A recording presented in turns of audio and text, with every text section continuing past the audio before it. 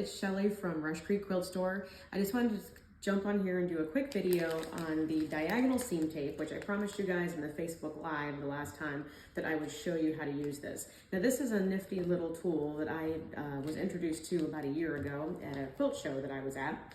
And I hadn't had a chance to buy it, try it, you know, whatever. But I finally did get some, and I wanted to show you how it worked. And it really, really does help and make it quicker to do your half square triangles, your flying geese, and like your stitch and flip corners.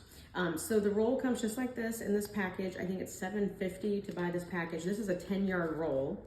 So I went ahead and opened mine so I could kind of show you what the roll looks like. 10 yards of this. You will have this for a long time. So $7.50 for that for a 10-yard roll. If you come over here to my machine, you can kind of see what it looks like. You're gonna stick it on your machine with the red line lined up with your needle. And then the black lines are 1/4 inch from that red line that lines up with your needle.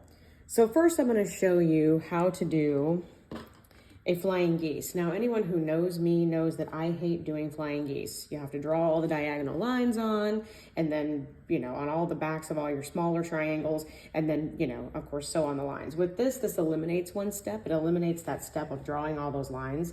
So instead, what I'm gonna do is I'm gonna line up, so I've got a 4.5 inch rectangle here and a 2.5 inch square. And what I'm gonna do is put that on there just as if I was doing a flying geese unit. But instead of drawing the line, going through and drawing all those lines, I'm gonna have this tip of the corner lined up with the very end of the red line, and then this tip of this corner lined up with the red line. And so then what I'll do is I'll just go ahead and start sewing that. Maybe. Sometimes your guide, if you've got a guide on your foot, that might get in the way a little bit. And what I'm going to do is pay attention to make sure that this back corner is staying on that red line. Except that it looks like my sewing machine is eating my fabric. Wait a minute, time out. Technical difficulties, please stand by.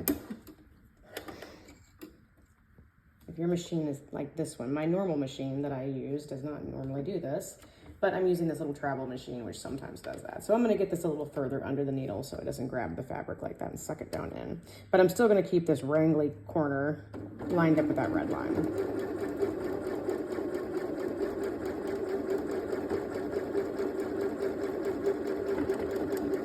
And pull it back through. Then I'm gonna cut that. And then I would, let's see, I have this little wrangly corner. You don't want that to happen. Then you're gonna fold this back and then just trim this, press it. Some people press first and then trim this off. Some people will trim it first and then press it. So however you prefer to do it.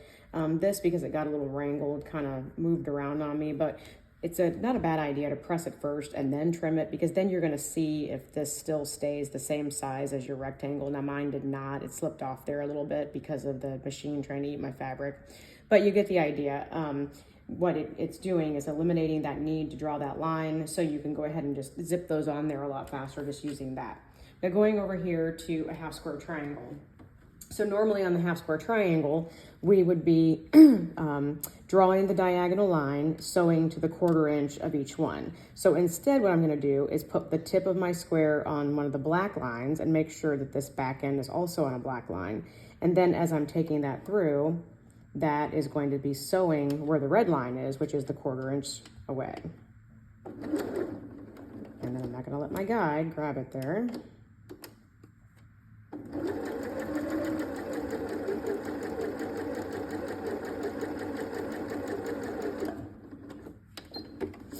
And if I were chain piecing, I would do a whole bunch of those, and then I would turn them around and go to the other side. Let me find my line here, there we go. Line that up on the black line with the corner here.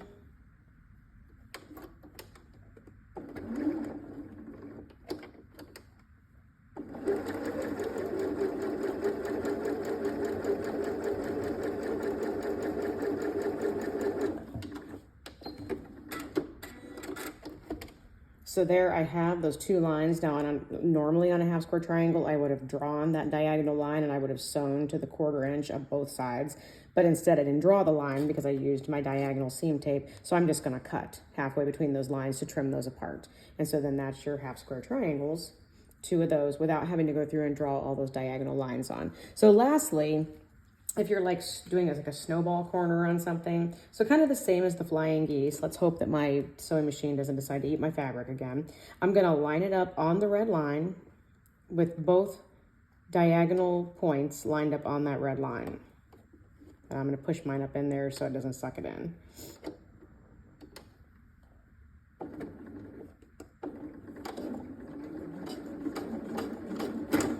And my sewing machine is doing some weird things.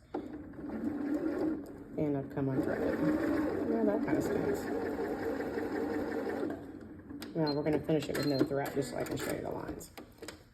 Okay, if your sewing machine was not acting up, what you would have is a line that went straight across there, and then same thing, you would press that open and trim it at the 1/4 inch. So I had a lot of like technical difficulties here with this machine today. I'm actually on vacation while I'm filming this for you, so I don't have my normal machine. I kind of brought this little travel machine, and I've been kind of using it, working it hard. As you see, I've been using fabric from my, the Roses Are Red quilt that we'll be doing the class for January 20th, 27th, and February 3rd. So I'm kind of just using some scraps of fabric to show you this demo from that quilt. So this little machine's been getting a lot of work because I've been working on the sample for that. But you get the idea, you can come back closer here again, of how that would work. I didn't have to go through and draw all those lines on there. Instead, it would have sewn there, and then I would flip that back, press it, trim it, or press it, trim it first, but that's how that works. So that's kind of a quick and dirty demo. Sorry, my sewing machine acted up on us, of the diagonal seam tape. Like I said, it's a 10-yard roll. It's gonna last you quite a while. Just like washi tape, sticks right to your machine. So if you wanna use it on a different machine, you can pull it off. If you don't need it, you can always put a new piece on, or you can just leave it on here all the time. Now, some people are not gonna like this, not being able to see that diagonal line on your half square triangles. That's weird. So maybe it's not for you, but maybe for people like myself who hate doing flying geese, something like that might make that just a little bit easier and a little bit quicker. So I want to say thanks for watching the video, and I hope to see you in the store. We're reopening January 20th, 11 to 4. Hope to see you then. Bye.